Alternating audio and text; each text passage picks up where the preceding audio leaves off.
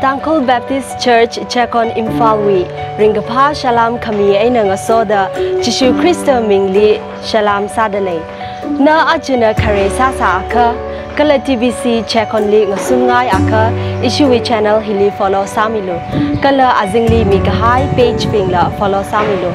Itumna Uklung Samtha Kwida Achiwi Chan Kapahing Narum Lushitsa Psycho Release Sokami Ngasarano That's a nice psychology to Christo Mingli Ringapa Shalom Sadale Kala online younger playing room the playing the psychology to Christo Mingli sing the Naraigaja Sokami Tashurano which is Lahang Chipungai. Three high Ajontan Sunday heat and fasting sai Kala Chili Latunglu Nui Proholi Kajumaramli playing room authority Nashin Chongji Kangatay with church we ought church we Karin Muram Itum Tamuramire. Aring the Torba Bible we Judges Aka, itum New Testament we micro story tiaulak kai Bible li krajan chung nama gizang tiao portion tiao li gizang ji itum kayang aire ar Judges ungvung ba lika jena atum li krajan li latra khlim zang mane Judges pingwi la tiao mai ka portion li gizang aring the torba Jephthah go ho mer about maram gili tamro mai jene Jephthah we mirin awi kring krak yang laga versional itum bing na kima mai tamkhui ka pai le do kala ana sa khai otsak ana mutwi gai tuijina ligata da impact sa do ali ga da ungsa do ka jimram itum na tiao mai ka Bible ka pa bingwa kala Jephthah we khrajan na hai bingwa thai se sar thai Jephthah we khrajan ma pa lakran ka salam sa lakran je ka no ban ka thar sa la pai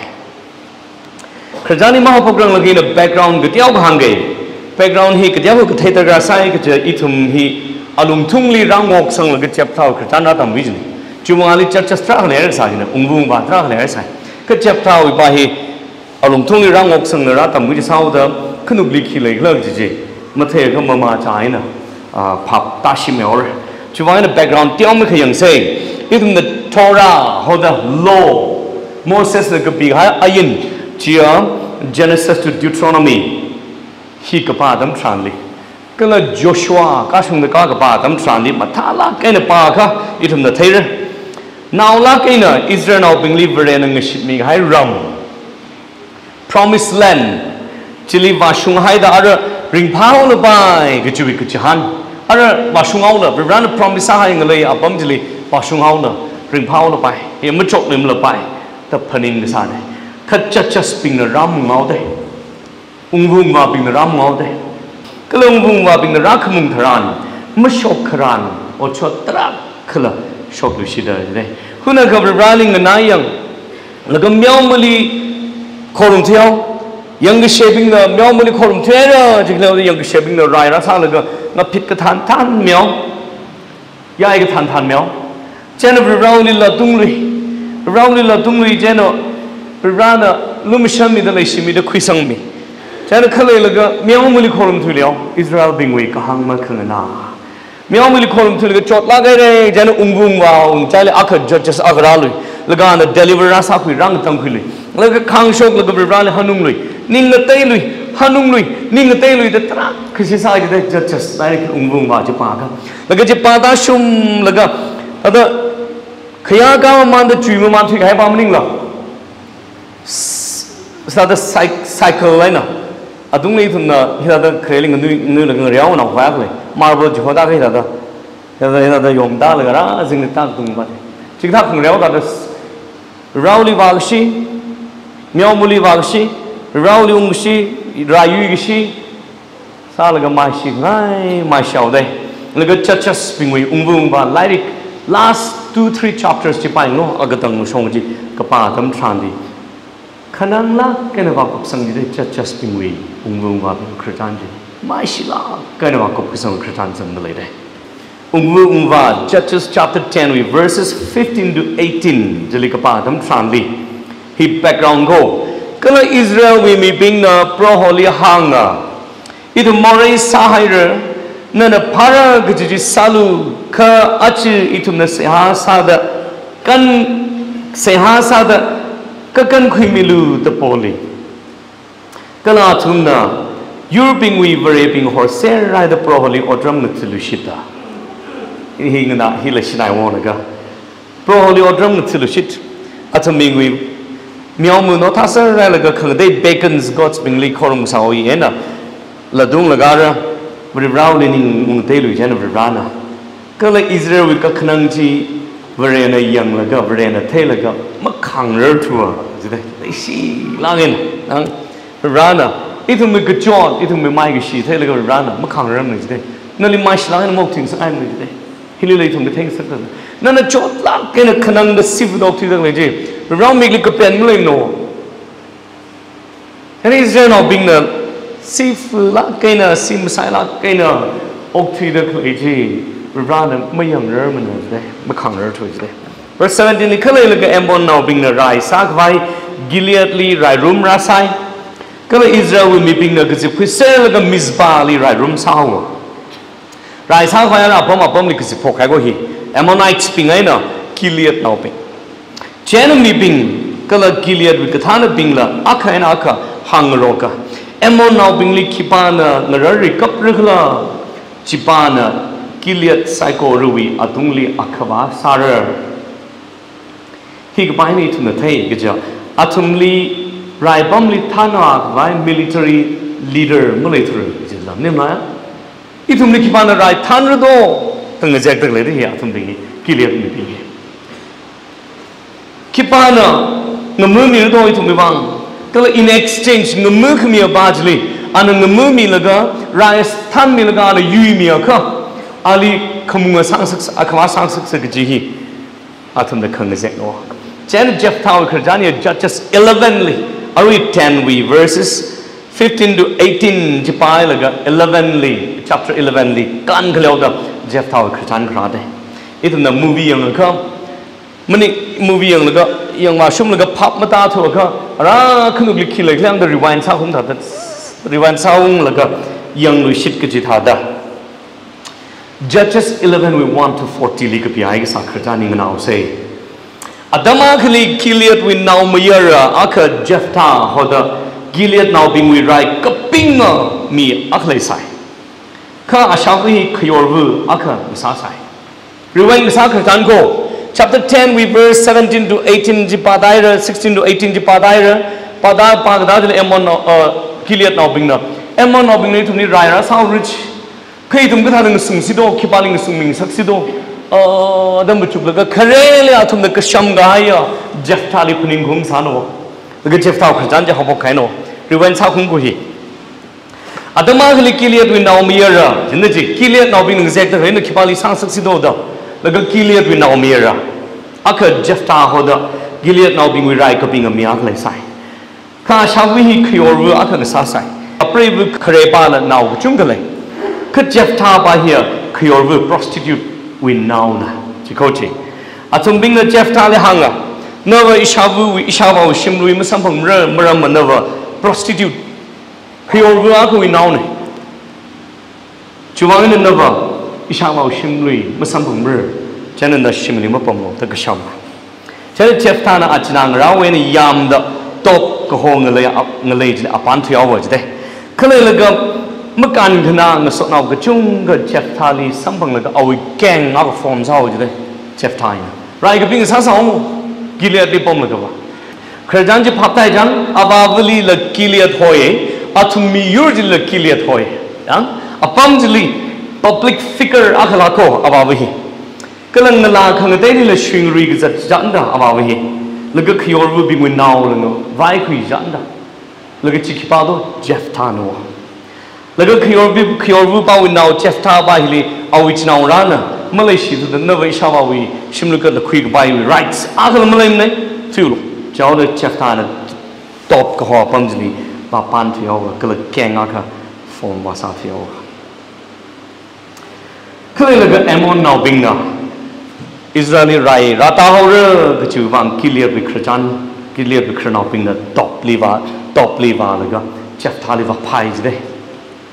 แล้วก็ฮิลีอาริงก็ทอยนะคาเรซาดีทุนนะเจฟทาวิคราจันเห็นนะตั้มคุยกี่จีมารำคาเรขลัดตาต้องไว้กับผ้าสักเร็ก first point อีทุนอาริเจฟทาเห็นตั้มคุยกี่จีข ขลัดต้องกวายกับภาษาเครก็ต่างตัวมีบิงจินอาร์เจฟทาลีโนทายละก็กระชามายละก็อาร์ไรไม่ยุ่ยทุ่มเรื่องเงินจะเอาเรื่องก็จูบังเลยนะกับภาษาเครละก็เจฟทาลีว่าสัมพันธ์กับภาษาไหนนู้กิเลสนอบิงก็ท่านบิงจินก็ต่างตัวอัตโนเจฟทาลีอาหังอ่ะเอ็มนอบิงเนเงรกวายเนอุงลักลุเซ่ก็เลยนั่นไอ้ทุ่มอักวาอุงซาโลไรลิทันวาโลครั้งนั้นจะพับตาโลเจฟทาลีไรก็ปิงกับซาซาโคเขาก็ช้ำห่อแล้วก็ไรท่านควายมีเมื่อไรทุดะท่านมีควายรักโหดเลยโน่ก็เลยรักโหมังมันนิ่งเลยไรที่ท่านผมขึ้นเนี่ยรักโหดไรที่ก็ท่านมีโล number one number two ลิก็เลยก็นั่นน่ะยุ่ยเมียขันนั่นเลยทุ่งก็ต้องว่าควายสร้างสักขึ้นนี่ offer สร้างจิตเลยผมขึ้นนี่ไรรักท่านมีโลท่านมีโลเอมอนนาบิงลีเงมือควายส่งควายไรนั่นท่านมีโลท่านมีควายเมื่อไรทัวก็ขึ้นนี่ลีก็เลยก็ได้ยุ่ยข้านั่นเลยอักวาสังสักอิทุมอักวาสังสักฮิกตาอิสตังคุยลงนี่เลยคือท่านรักเลยเสียฮิกตาตาดับพนิงรักเครลินนั้นมีเรื่องพาดเลยนะครับมีลิจิปัดลักจักชิลังเอ็นสามีนาวเดินน่ะจิปัดกับสามีบ้าจะมีสายเรื่องกับเทียมนาวสายเรื่องกับเจน่ะอิชิสาวเสียเดรักก็หกอิสตังคุยรักเลยนะยังเรารักก็เครลินมันไม่ใช่มีอะไรมีบ้าจะมีสายเรื่องเจน่ะอีรำนาวลักเสียอิชิช่างนาวนะวะอีรำน่ะอิชิช่างน่ะอิชิชิมขุนน่ะห่างไงน่ะจะมีหลักอะไรได้มีบ้าจะเทียมมอร์ขยะกองเพื่อการยุ่งสุ่งแล้วก็นาวมีราคา price เด้ขณะจังกัดสกัยเนี่ยอามีเงินมาหังเกขึ้นละมาหังเกถ้าจะเทไปลักจิลิกเทละก็มาชิลังเนี่ยอาวุธน่ะว่าฮิตที่ให้หนู sorry อาวุธฮิเรดที่ให้หนูเจ้าน่ะว่าฮิเงินลาคงได้คุยจิโนอาวุธก็ตุยว่าคุยจิเจ้าน่ะอาวุธก็ตุยว่าคุยเจ้าน่ะอาวุธก็ตุยไปรังนาวแล้วก็นาวมีราไปรังนาวแล้วก็ริงชิลาก็ริงนาวจิโนแต่ก็อาวุธก็ตุยไปแล้วเอาวินนาวแล้วพระเขาขึ้นเลยแล้วก็ว่าฮิกอาวุธการตุยให้เจ้าน่ะเครบาวินาวจิเลอาวุธนั่นริงชิลาก็ริงนาวแล้วก็จัดชีตุยมังนาพระตุยตรักข้างแล้วก็นายวินาวนี่ที่เอาแล้วก็ชิมไม่นึกช่างให้พระจันทร์โน่ยังอีสิกพุ่งชงพระจันทร์ก็ชิมไม่นึกช่างให้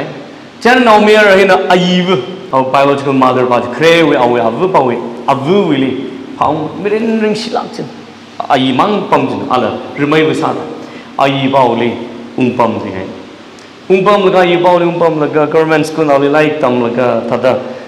งานเราเนี่ยตั้มกำมันไล่ชุกตั้มแล้วก็นี่สาเลยDaily exam ท่าแล้วก็ center with job ขมันตาสมองอดปั๊มจะบ้างเงินถึงเท่ไปใช่ไหมอดปั๊มขมันตาสมองเลยแค่อดปั๊มขมันตาสมองเราลงเอาบิงนะAlif felicitation program ตรักคือสิ่งที่มีเยอะนะอาวุธวิอาวุธมันเลยทุรานะอาวุธวิอิชินเอาเนี่ยอินเอาเมียร์คือเนี่ยก็จะ claim ทับไปเลยตรักเลยคือเนี่ยก็ชักจ้าวเลยเยอะนะอาวุธอินเนี่ยทันจังรานะอินคือจอนจิคุยรานะอินที่ก็จิตราจะน้องชิรอดคำรัดจิคือเอาเมียร์หินะอิเลคิปะคือมังนาวเนี่ยอิชาบัลทักนั้นจะห้อยอิชาวุก็หัวมังวามเนี่ยทักนั้นจะห้อยอิชาอินะนะอิชาอินะอิวิชักซาลิทันจังเลยนะไอ้สารก็ได้กันทันจังเลยเอาชักซาลิสิลังนัดรามังพับไตไปสิชีเนี่ยอิทุมิลียังการนาวนี่ก็อยู่วังการนาวนี่ก็กระจายดำทรานก็พาสักหนึ่งเลยก็อิชิสาวเสดว่าโคโนจับตาลีรักโหยเครลี่ก็ช้ำไงล่ะชิมเลยก็ไม่สมรรถนะจับตาเนอะขยอร์วูน้องเจ้าโลกก็ช้ำไงเลยก็อะไรไรจริงก็สนองก็มาปังทุเรศมาสารทุเรศจัดดำทรานนี่จับตาลีว่าก็ฮอนดารักฮอนดาโลเสดจับตาเสกเครวจิมลายเอาเสอยู่กับพิงลิซาราหมดเลยเลยเครวจิมลายเอาเสไปบริเวณสังโกพับตั้งรบพับไม่ตั้งรบมันก็เครลิพับไม่ตั้งรบมันก็ตัดสร้างให้สิพันิงชอนมันจะเสเอาเสเรชินามันจะเพียวมีรอส please จับตาเนื้อมันจะคือไรหิมยูเมอร์เช่นนั้นในทุ่งที่ท่านโลไรซาเสแล้วก็นั่นไรที่ยูเมอร์ก็โจนั่นเลยก็ท่านสั่งสตาร์วิโจกันที่ชนะหายเลยรายกันในองค์ท่านนี่โลยุ่ยเมียก็อิทุมิขมุงสาวโลพ Paul of Philippians chapter 2 3 li ka hang ji hi ka bing li ka hang lak le de khoi woi na do nothing out of selfish ambition or vain conceit, rather in humility value others above yourself. Khlata masot masaulo na tongza gwai khlata wang phaning laga na tongza gwai me ping ni masilu khaningai singro to dai yang verse 7 ni daba jana chapter na kilet wikrano bing hanga jide na lo na thum ili yang kringa ishama we shim aina kasham gai maning la arana thum ka khana ngadam li kisa da ili ra hogla hangi la kan khang dang hangi la kan khang nei ili wik shamai la ga jik sa da ra ho jik la khran ji samaman athum wik khran ji kilet no bing khran no bing we na jafta khran saman je na ana kilet wik khran no bing li hanga ji dai inun thum li genre athut mukhim ni go ana okay me ai inun thum li genre tala rai jung than khakali ga rai ji in a yuya kha verse 7 8 ji pada ka kachang khat na thum ya khwa ini sang sak la grila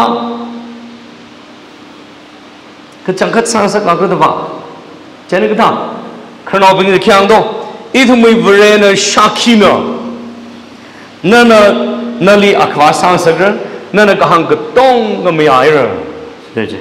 chana Jephthah athum ling song da apam top ko apam je na Gilead ko apam ling song laga athum psycho ru katha na sahawa je kala Jephthah na hang ngai tu psycho mispali le lakha pro ho we manga le hang ser hawa chibithili Jephthah na emon now bing we awngali paume Jehovah da hang je kyuwang na emon now bing nana Gilead now bing le kyuwang na rai sa gu ju do maram hang lo the paume Jehovah jana emon now bing aung emon we aung jana kisa do oh kre lin sabun sabana I thum ming le ng pai thui gai ji achina sina pam na khai pam ji I thum ming le jana I thum ji la lui da khulu shit kwa I thum na thum ni rai sa gi ji hang ji de then Jephthah na kyang do fake news ji de ji mom shung mana here Amorites ping wing le de ji de kai le Ammonites ping na and nights ping na rakhang Bible rai rak sa han Jephthah ji thai sa ro aw rai ge ping sang san na aw rai bom sang san na then a familiar sala ge ji de matha lan thai ka phung kong re kong ra hi iwi nei ishui nei ashui nei ji lui thari ka tonga na thai ji de rai ge ping sa song da ma here Amorites ping wing lei de Ammonites no meaning de ji lang da ishin da rai sa ge phok meaning de nashina ha ge phok te ge ji tra khang zek Jephthah na chamna vai khrantra sa ko chili chap ta da sang tai ji khran ji to cut the long story short padayang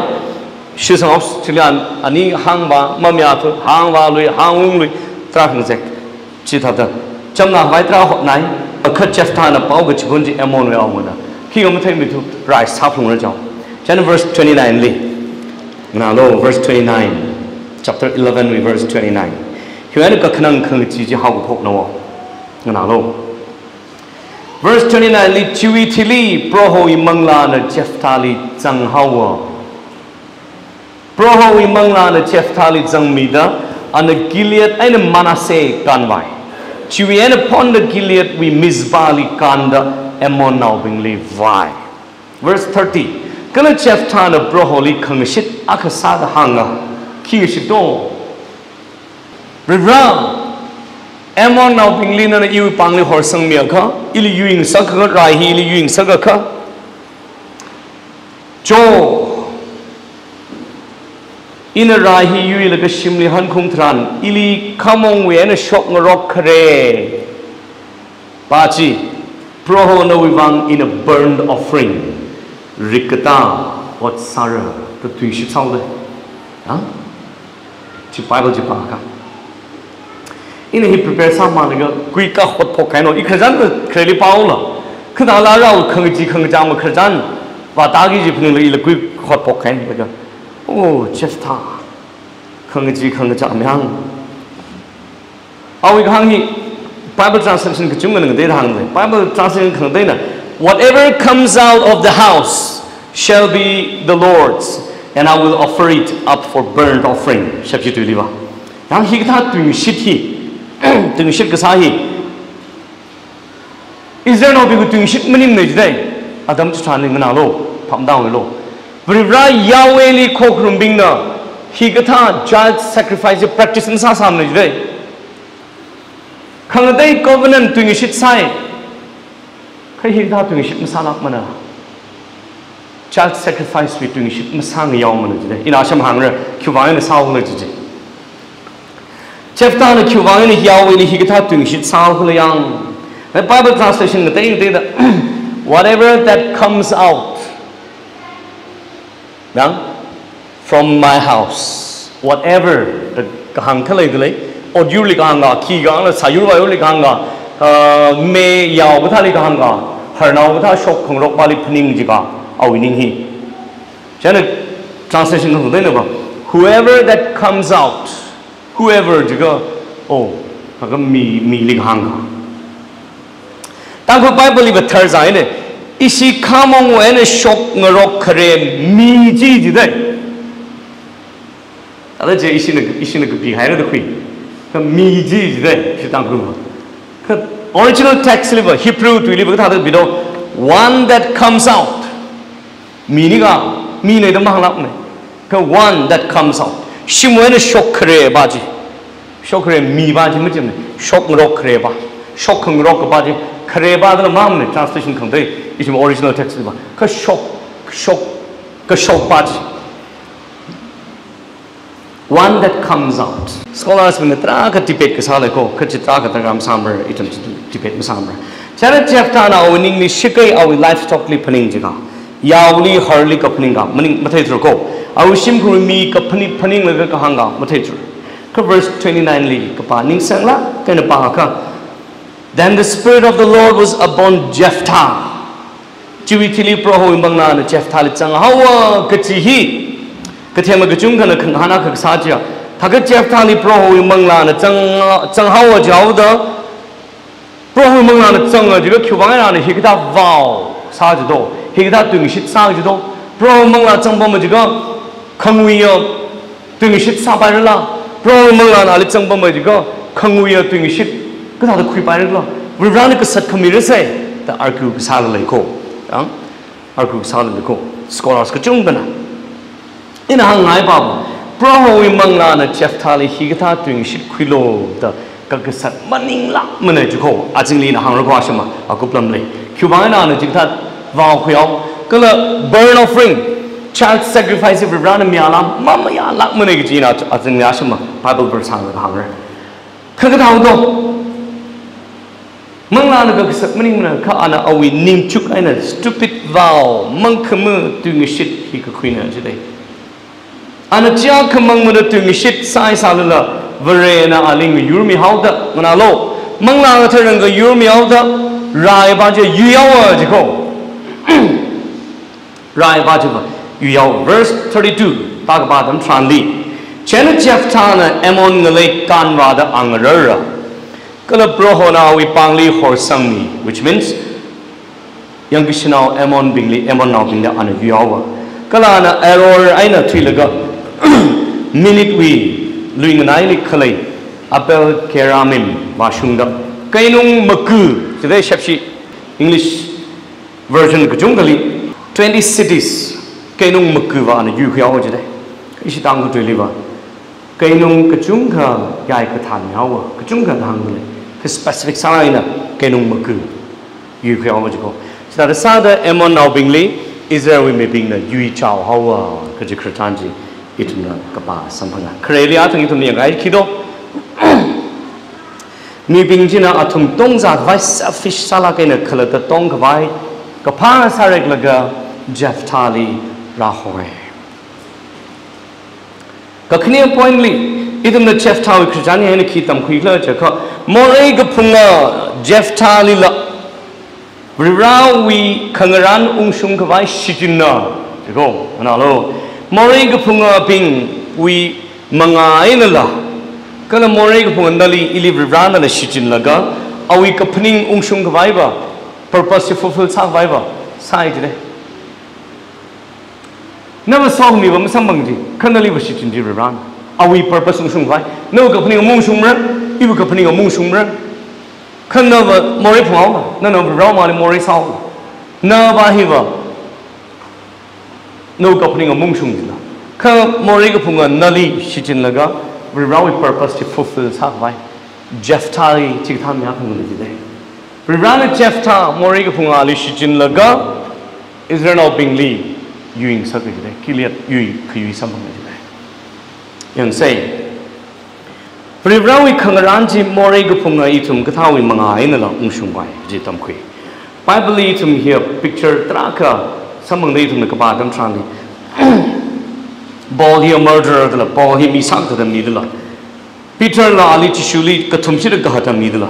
Thomas la ning khamonga Rivrawi mashik ka sanga chishuli mashik sanga mi la Matthew khashna loga mi la magathara business chakashi makhamshum business ka sam mi la David la pogapa midla gala misag thada midla Rahab khayor mudla Jacob deceiver saga sarka khada midla Moses short temper sala khai mi nejre Kavrana athum bingli la shichin laga vrau kharin mong shung sa vejre athum bingli shichin laga vrau kharin baba mong shung vrau purpose baba fulfill sang sa ga gijin da shichin laga aring thora sang da leitum psycho la mori ga phunga mangai Kavrana nali shichin laga au kapni ungsung kawai shichin bai jiko naro nana sang hai mori chi saman va nana phunglung ma chi shimi thawra ge kok miaw ge pa bang mag pyai ma nana sang hai wi sam mori saman ji va kok miaw ra ge pa bang mag pyai ma consequence na mori wi saman phunglung ra jinda kamle a jonna tine chakna They never really say, "As I show on any the crazy sayon, have we more pure in budget, a pure mirror of Rana Miai." Can you more sang I have consequence if face up from Raj and Sabur? More of a pure mirror, can the sang highway summon you not some of Rura, the Bible hang consequence you not face up. The consequence you face him sang by say, Bangla and Sabayra, consequence of Tabur. How do we to Siang Samang Gamim the Jang? Question Z. And Siamang Samang Gamim the Rava Katara Ran of a holy God, our he cannot associate with sin. Moreji Alimang Rumbaim of Katara Randa, Jen Moray Kamakauji, Saman Jivatata Pumur. Moray Nana Kion Ning the Del and Nali Piao Miora, Kanan created in Rahai Medin with Saman Jivat, no, Chiang Zampur. Example Nana Misata Dauda, nearly 10 years, Chili Sang consequence them. General Chili Bazang, Jana Chili and Ning Praluship, look at you, Crystal Lucasang, 10 years sentence may exage, or other than a Pralushit out nearly 1 year among sentence, Miao, which by me. That sentence in the Pum, 9 years, another 9 years set off. Consequence in the face of Rurji Kamsan. But I talk Jephthah of Rivali vow, Muida to Mishit Sahajui, summon Jiva Ali Umakai from Rurji. Makok pai thui de azing le pada jana mahan khui pai mana today na li rivana shichin laga awi kapning ungsung vai ga sa ngana lo hi kyo hang fu ke hi good news ko good news wa kala warning akna ko yang being used by God kajana being blessed by God kajing de ko na li rivana shichin ji shigijin wa awi purpose ungsung vai na li shichin ji Kana solve me some money. Jephthah Lishijinji. Are we Karinung Shungavai? Gilead now being Rai Kuyi, without opening Ungshunda, without purpose, Karin Shunda. Janet Jephthah Livashijin Laga, are we right to you such? Could Jephthah was solve me so much. Agapava. Very weak opening to Ungshung Kavai, Nali Shigijin Manay, Akapava, Nali Somia, Kala, our opening the Ungshung Kavai, Nali Shichina. Kani Jephthah very weak opening Ungshung Kavai, Verena Shichina. Itum the Hitai Sasa Lave, the Kuhoiva, even Mirinli, Paning Yang Laga, Itum Mikumo Mirin was Mumshunam, Lahiang, the Paningri. Mamashung Muragaji, Tata Laga, for example. You saw no Ganja, Pangakina, Sajano, Iram. Lagana, Kanjalu, Sajana, Chuena, Paisata, Rasambo, Tangin, Chimum Shumai, E Bible Tam, Pok Chamsa, chúng mong sung mãi nên cái thằng chỉ sao chỉ là được hàng tấm sáng nhà anh khi challenge sang là gì cơ in a business trang lui vàng là cái mình chẳng có là cái in a business sang vai farming sang vai tra hot này ngay rồi akal success sang này rồi ra nó mới miao chỉ lấy rồi in a cần giao với cả sao vậy này prosper tra cái sai rồi in a cái lấy lon cái sao bình này help make out double income profit sao mong rồi thằng ấy ra nó không miao lấy rồi ra nó nhang không lấy rồi say awe argument gì á ra nó ra này đi mới miao này chỉ có hiểu fail sao nó imi ai chỉ thế nào in a cần giao với sao thì ra nó mất không miao này chỉ có fail sao nó chỗ thằng mất khởi ra nó chỉ sao nó business flop tao nó khi đi prosper sang sắc lên cái il sẽ sai à ra này đi không miao lấy rồi ít thùng cái chúng mình à chỉ là cái sao mà vào đâu yon này chỉ thấy in a business sang là hi yon mà hiện nay sao what in your là cái i phải sao xem các vai xem các vai group xem vai nào rau career xem vai in a lay on rồi mà shung try đấy cái chỉ thấy cái fail mà sao prosper sao đó ai ra nó không miao cái này rồi thà đây nè mắm shung mình là cái phình rồi bảo cái ra nó miao chứ đấy ta khuy hai cái chúng cái này chứ issue này mới dần sang nó phải bảo cái chung cái này chứ in a career tukan chỉ ba chỉ sai à thế mà thấy lắm khi sao chính là một chút là cái ní sao lấy hira sao cho tra cái tông ao đây hay vừa ra nó không miao cả in ang lanaw ko tayong showing result thana la iwi leadership li mibing na shugay la ko ili iwi ko shura mitrak klay wo ran khamyan la sa in showing result la hi in ai makhang duna chamaram trak sala la ran ili maya sak la ga hya khamai khya mi dak la hi rau khamya marau khoiwa taning khamong khlai mi chung la hi cha cái thằng mày này gì mà ít tăng thu thì cha cái thằng mày đó cả sung này gì mà ít xem mắm chục sắm là vậy ít xem con nào bình người ta đó thằng mày nào mới chịu xem thằng mày đi ăn chỉ số cái đó xem ăn mày số cái đó xem là cái này khi anh sao được lấy thấy là cái brand này miao chứ đấy success sao được lấy the business thung sao mình lấy chứ nó cam lấy cái top này ngàn mấy cấp cái why do righteous suffer and wicked prosper khi vang nó không sung khang rong bing hi sa sala kai bing hi rurali thela kai bing hi chot lai lo thui do la gam khang tu na khali ge se bing mi li shaw thada bing mi li sak khat bing hi na khi vang nó chui ngai chui ao do cái question ya ngan ngan le da ron ku to bing na ma khang tu na thum bing jili ran phra khu no da tam mi da phai no phaning khu no da dam mi no ni shaw business sa da ja chi prosper sa da jing lang do ma sa khyang mi thu mo no challenge sao da nó thấy là cái nó khiêu nó chỉ thấy là sang giật mấy đó ra mới miam này nó thấy ya cái này ra challenge sang là cái ra nó mới miam này chỉ có fail sau luôn đó challenge sang là cái gì nó ra nào riêng là nó election một cái mer pam per summer nó lấy phần quỷ vai nó vì nào nó vì thấy harder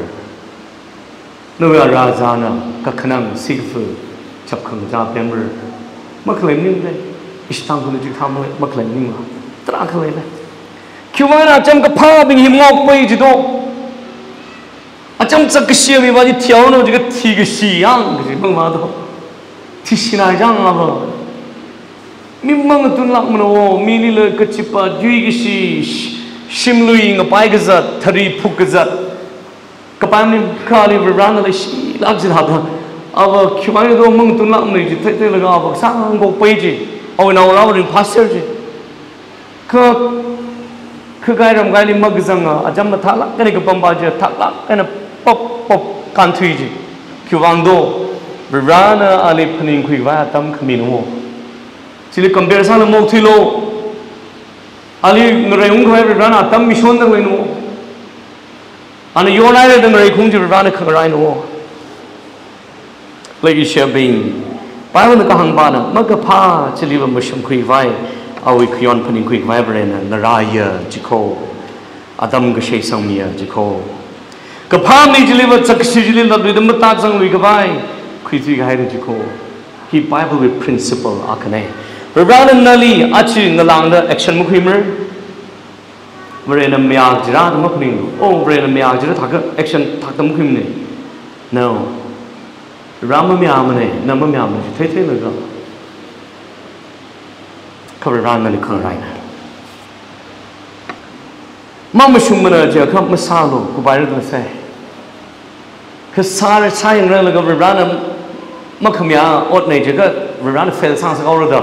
Ali challenge Salaga Masa Paimana. Ran and Lishin Lagao, Kapani Shumbai Ko, Kana Baba Sokmi, something to go, and I was a go. I repeat. Ran and Lishin Laga, Awi Kapani Shumbai Ko, Kana Baba Sokmi, Mansamako. Jeff Tali Ran Shitin Laga, Emon now Bingli, Rai Yu Queen Sako. Kana Makam Shung Vow doing shit Sanghai to Wang, to Ateva and Hatquiko. And a Sanghai doing shit beckons vow. Rally Yahweh Mukokrum Bingna, Canaanite Spingna, Amorite Spingna, Ammonite Spingna, Pugapia Kasaji, Rally Anna, me Gujigat with child sacrifice with promise vow to Xana. Verse 34. Verse 34 Chiwitili Jeftana. Mispali awi shimli rai jiyu the shimli hanunga.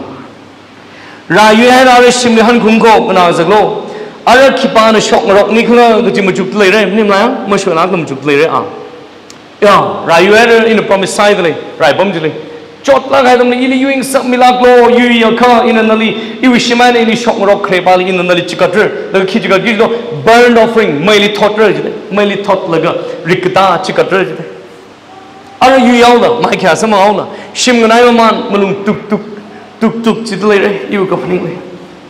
Owning ya, Kipa shock sanido, Kipa shock rock sanido, Kipana Yung Radley, about Radley,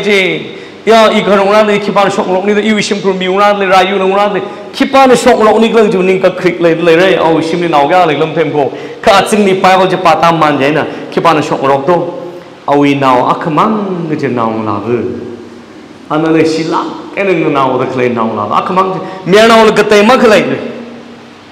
Are we now with them let you go? The only daughter, Akamang is an own lover. Timbrel sing like a music kong like a shock rock last night today. Dan Salaga, Ishavana Rayu, shock rock last night today. Katado Jeff Tanik is out. Alas, my daughter! Oh! Iabo in our love. Makanana. Lagaw Gajon set Hagade. Iabo in our love. Nana ili mashing Sakaira, ili Kanang Kang Sagachina, Nasaira. Gajaina Broholi, Ikamoran and Shit High Akaleli, G Makalandu Baimara. I cannot take it back. I cannot take back my vow to God. We're running a tunishit side in Mukuli Pimer, Mahankuli Pimer today, Makalandu Pimer. Jilia cut gray, sweet layer say. Goodbye. Kalandu by lie. Makalandu by. Ya, ning the jot. Upon the Tumana clarifies her saying in our Lord Shingra, upon the Tumina. Jeftana Cuvina. Are we now leave burn offering Sarah Athea? Are we now lava among lady Telago? Galish and Rayu Kumadam Tranli, Ali Shok Rocky the Kalea, Daily Bible, our prayer ramming mentions Sahamlela, now Miracle they mention Sahamlela, now Lava lady mentions Sadela and Shok Rocky Athe say about Rayu Rad lady, look at Jeftana Taniji about William Shok Rocky now we know now. Chancing the right hand of the Irish, look up. Other Ungrad lady, you look around lady, even now rubbing you pray with him, got them shop Melahi. Our table. Kind of a rally, mixed culture, bacons being we, Canaanites being we. No shanjan of a rally offers how to initiate vow, Quizno. Kuwana Jeff Tan to number one, he declares, hello, he Mateo. Jeff Takuang,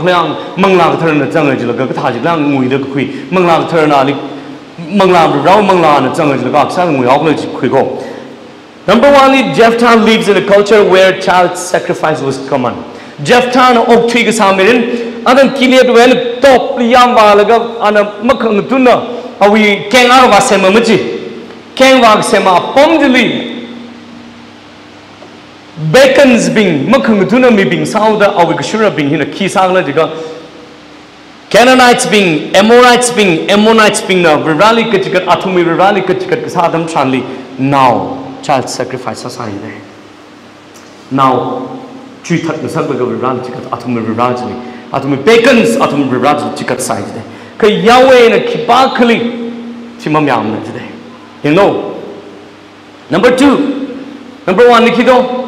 Jephthah na yuruk zat kasami bing ji Pagans bing mangsao na atumi culture ja ana shikuyawa atumi offering atumi sharp horgasing atumi tharin shar gasing ji ana shikuyawa lagi Yahweh le miran baji ma mila pagans bing we offering tharin shar sharp hor baji we rally attribute sang we rally tribute sang wa na de ho jin chili awi ning ji mix sang ai wa na yona ho jin Solomon awngana mushung la gane we rally le shi sai Cause Solomon awngana ngala tra kakhui laga ngala ngshir gazam mujana ngala bingwi thermal bingwi akahur jila Solomon ni rashungaw da awu grung hibri rawan kata lithi aw mujimla mixa ay gala ngala tra hui jana ngala tra khui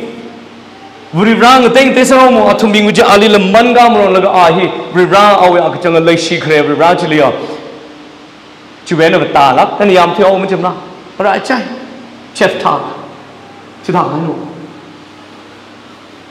number 2 the Bible clearly condemns child sacrifice in direct opposition to the common practice of the day Leviticus chapter 18 li palo Leviticus 20 li palo Deuteronomy chapter 12 li palo Deuteronomy chapter 18 li palo child sacrifice now gachikat kijihi Israel will revere Yahweh na mamya lakmana condemn sai de thaga Jephthah na khiwang ki sardo Jephthah li rawi mangla changsal la ra ana makhame aji Jephthah li mangla ai ka som raw la ka sat mi maw la no Jephthah wi ningai ka sana jaw de Israel and Judah exile warai thang hai bamli ba hai maram akhar ja khido je ka child sacrifice adopt ka sawang ne je de Bacons bing manat khrom laga kapam jili athumen shikhui khamron lifestyle Manat krom jani jine Jephthah na higda baw masaran mana number 3 Jephthah does not have to go through with this vow Jephthah na higda baw masaran put mana kyubang here Leviticus li kahang Deuteronomy li kahang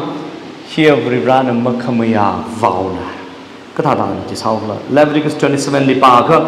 foolish vow we any yam shoblo the hang de Leviticus chapter 27 li kwana khangwi vow tu shit ili sapa pama jelo the hang de rana look at Jephthah na saw bo de verse 36 anawla bana abawali hanga kyando aramakhan mi paimer ina ya na lokhnang sa alas my daughter ya vo inawla bu Nana ilu kunang sakai jang ina rayu the ungai kana ina reveling shikayat lady nali burn offering sarang shikai li jana naula in verse 36 ni anaula bana ababali hanga aba nana pro li hangai le akhan na khamorai na hangta gai chuya tishuda ili salo arana wi yang she amon now bingli pro hona na wi bang atut khimi gai mning la nana reveling tu shit sa jam mohan wi paimer saulo jure naula bana Itu mui naung rasa sahaja kita harus baik tak isyawa, naung lalu jadi apa beli request aku sahaja deh, amat hijau orang lagi sacrifice besar orang request kita, iwi bang isyawa, ini nanti request aku sahaja kebawa sahaja, iwi bang hi kesang sak milat lu jadi number 1 kecang kini iwi bang ina pungreli wada, yawung yawa sahaja kala iung sanau bingna mafutui la I thiau gi ji wi wang chap nga cha khwai I thumli ka chi homi lo kala Jephthah na hang na la bajli walu hang kala na kachang na la bajna kachang khni wi wang na la bajli kachang khni wi wang chi ho ga na la bajna sanau bingli mafutui la thiau gi ji wi u ka khanang sa da phungrei li ba da chap nga cha ji de verse 39 li ta pa tam thrani kala kachang khani ka ka pai aina ababu wili latungra sai jide ladung ra sai kala verse 39 kala awi ngashit kahaya atishur da naungla vajli sahawa amir nauli mathelak ran sai chiwang Israel wi naungla vupingna Gilead pa chafta wi naungla vuiwang kum gijida simik shomati thang chapnga chachinga kala ji Israel wi alungli ngashan aka asathiawa Kritanjali jang laiko verse 40 Scholars ka chungana hiliti pe ka sa laiko singrang na lo ina hangre Scholars ka thema ka chungana ais chaftana awinang lavli tung shit sai salala hili verse 39 li hangdak lai hi kala awing shit kaya atishur de sahawa jare tangai lo go thagachi now jili ka changkhat rikta bang san Kisado now jili temple li mirin bay na mafutu la temple li otsak vai chikat kai ne the debate ka sa lai ko scholars ka jumuna kai na shi pastor yi jimashit sam ko kala bible ya tishu da iwi ka pningli kala scholars ka jungo argument khani lai jine aka scholars kai kana group pa kana awi ngshit ka ha tishu de sahawa ga ji hi Now jili satat laga kachonai na shi rom gui laga mai jili horsang laga thot laga kajipa ji mention masai lak laga thada sawu ji mai da thada now la jili temple jili chikat khai ne temple sacrifice soda shinau mafutu lumra ji chikat khai la lai saw ma dam sran ari honu context na hanga nan bi rally odram muthi vai da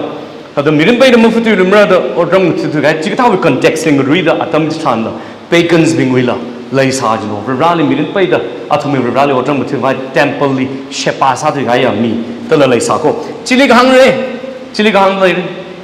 take a hung group Kaigale, scholars Kaigale, Page Mishitsong. Kimana Mishitsong, you know, Chitty Bake Sanova. In a Jimashik Song Maram, Kubana Mishitsong Makla, verse 40, verse 40. Kumgaji that Simikshomati Tang Wivang. Chap nga cha chinga jide temple jiga khaya juwan kum jida chap jar mraula chap jar kala tumli khimai hangdo nawala bajila ababu jili hangai ka changkhni wang ili phungreili yawa da yaung yawa sangsak lo kala iwing sono bingli I mafutui la thiaugi ki chiwi jidlai thiaugi ki chiwi jidlai da temple li da mirin bai da mathila jiga khaya ba ji silima hangmria debate samai da Kalau churches kagbiya bahina, ashiji rom laga, ashiji samthai kain shnau badil naung la badil kain tothak laga, ashiji laga mai sa laga mai mala chui laga thot dai dak hangji, chi sangaga readers bingwang maphamra here ka vulgar san aur here chakshna da pa aur ka juwan omit sa kain ni na detail layout masai man Bible li Kaili kahang nawala ajunla imafutu la thiaugi juwang the knish the mention sa kala zingli kabadam tranli sikum gji da simik shomati thangwibang Israel of being na chap nga chaching today laga chi kum gji da saya kala chi Israel we alongling na shan culture out sa satyo which means thiawa sacrifice salago Sacrifice some Matimane, Tada Chikat, Tada Temple Chikat, kind of the argument Saparilla, Sapar. Verse 39 Likala, owing a shikat, you're a sour, churches Kakapia by Natumli. Takashik Sakatakadon in Matain Sakavine, owing a shikat, you're a sour. Kubai the same. Gado, you know Chikat kind. Unka Kanam. Shokhayo shot Kiwang and a Shokalajang, Cheftana, Yahweh, Rinsit and a cockrum, Manila, Pagans, Canaanites, Ammonites being a cockrum, Lim Manat Laga, Shikijinuvanga. I do thought at the mine Han Sigija, Rivine and Myamuli cockrum, Kamanat Rivang. Infali Bom Laga, Vreshi was Haji. Come my Tewi, Mavre shipping week, Asad Avat Shikui, Tamqui Laga, Sagazat. Issue Mutan Samri, Kaili Kyodo to Mili, Hok Tanga Kruji. hi Chandra jla tra ka hok thang variation out ra le aril khushok sarau lo na hok thang sal ka baga ji ni hil hok thang kashan hok thang variation yung sana now merely hil hok thang mi hil hok thang mi kashan hok thang khuwang lei kalak sim shok ni chi pi no mra chung ni yo national ye chi pi ra chung vai khamong shok hai thali chi ku shok ra chung ra mangui mlai manat khai la hilitam bang hilipam jana thu me culture shi kui gai la athu mui ngashan shi kui gai la laga mawre shi thu bing na sara ni sa hai laga cha nau hi masang gai li ma pi pam chi po gai la ra na la shi chang la jana ka chang jang na khushok ta na ma pi ba thu la ma ma shung ma nei chili khang no hili thu na ba ta noi thu bing na syncretism ta tam dai. It means the blending of two or more belief system into a new system, or the incorporation into a religious tradition of belief from unrelated tradition. Joe Carter ne kahang. Kita lahang sido syncretism ni. Shit ka santra ka mixa hai wisak zili kahang san wo. In a restaurant agli wal Mexican food lo kushok lo, Italian food lo kushok lo, Chinese food lo khuralo, Jewish sauce chapati lo khuralo, Japanese food lo khuralo. Laga chikatong ko mixa sara lagi ni shai dan ar food poison sa hai kanu mixa sara Jewish sauce pa di ma cha honok lai sa hai sa ar food poison sa hai marai chai culture mixa from laga vrivra khipa ko sheng la ma thei bai thu jar ka ka thuma itum na tam gi chi li khang sa no itum ne hi chef thaw an thei wi pan manat krom laga gazat ka jiwi saman hi sash la ga jide hilita pam jani hi manat krom laga culture ji tam khu shigui laga I viral ni shiksang laga ari chandra jin la shiksang thyo viral ni shiksang a jong nang la hai ri na viral ni shiksang laga viral sa laga viral marai lak thu jen ai thaga mai pi lia shi bai ngos ne to mai pi lung ho ma thyo mixa em sang zu Christianity ki tiao ka chang Hinduism we ideology ke tiao khira Musliman bing we Muslims bing we athumi ideology ke tiao khira laga ta free thinkers bing we ideology ke tiao khira laga yi bata lipper sala ke na kido thukla na ma chamra ma tungla ma ta da alung even neutral answer ke chi bare shi trak khale de at I thum lu bare shi la sa chaw ma chimra Hindu athum la sa chaw ma chimra ta da alung thung ni chak Rally ma mil la thada evening ni khak ma lem re mil la chiwi ko tong ma them re ba thada Bible thum na chung na thai ko Adam and Eve na very round with tui ka hang aina phirba with tui ka hang ji mix sa adam trangli og tuli more ji grano ada in hangar Solomon awgana very round khamshunga khokhrum jili matsat luila preve shat khui awi ang shirva shag thum khui thingha preve thingha li na sobing na sobam laga thumi khring khrak lifestyle ja limban ga laga china vira abjanga wi shi khre vira no tha laga thyo New Testament li ga Corinth now being the Paul we teaching ai na Gnosticism khangui ya tharma tam ga thei ti mana thot laga sing wi bangai na ka kai ga tek chung sang ngai chung sang hau doctrines mui ngai mui sang hau Galatians being the khamshunga Paul na tam wi they faith alone grace alone look at mission maina faith chikasang mga mga ko hisam mga ga jaina Jewish being system law ji Ramanath ka phot laga thum rashi jin jaina church kayaw na say idumli hak makeup ka ji ka sui temptation aga je hidla ach manat phot laga kharing ju lifestyle hili ka hang no chat mixar vreshila ji ka vreshila tha hiba ye Hindu ga ji Hindu la tha asagabat otsak yang tui ma tui sari la he tangkhung no ai ji ka tangkhung no ma khning sa tangkhung no ma ji tha Look at the maverick she was sorry to her. He lit Kima Mila Chandan let her to look at Zapapa. Look at the fashion name. The sounds of the Chung Galatian. In a sari, it's hardly against Musalam, if fashion sounds I like, ill fashion sound I like. Curring corrupt lifestyle. Mix Salaga, you should Kasangi compromise Sarah Jagan. No, Mum Shumer. Chef Tag Sound. Makam Shunga upon the Altiora. Everyone could talk being the Kasui, Musungi Aka, pluralism. Everyone could talk being sweet and Aka. None of Rishi Sala, Hindu Sala, and a cheese, Tata itum katong hi. We had the same destination. We will reach same heaven, same God, but we are coming from different direction. None of Hindu direction and rather cover Rauli Washura, none of Reshi Christian and rather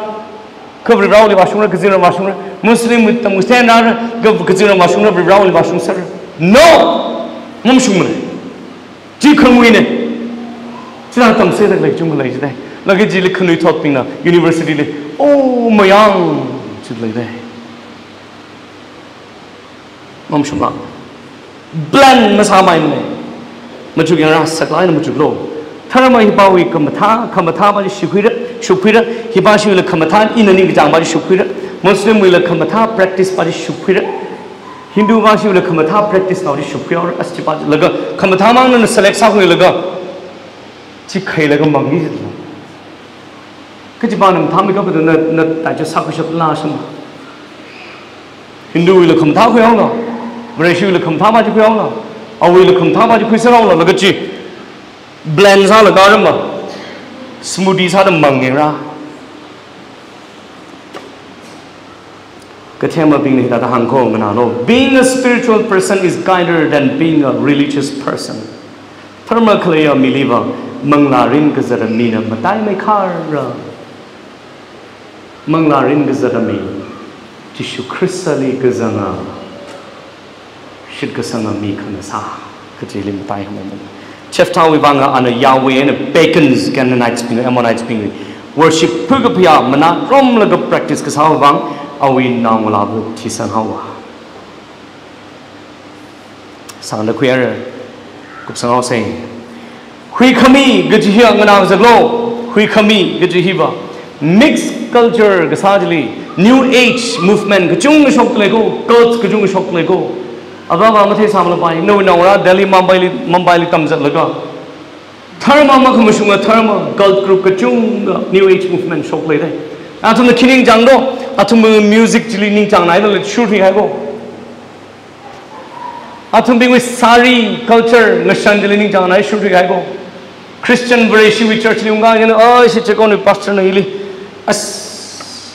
no, we Kring Kamangazaja, Macham, say the Hango. That's the Tadamanglo, Rava, come on now, Lila, come account now, Lila, colleagues, Lila. God is love. Rava, like she said, right? To Tom say, I know.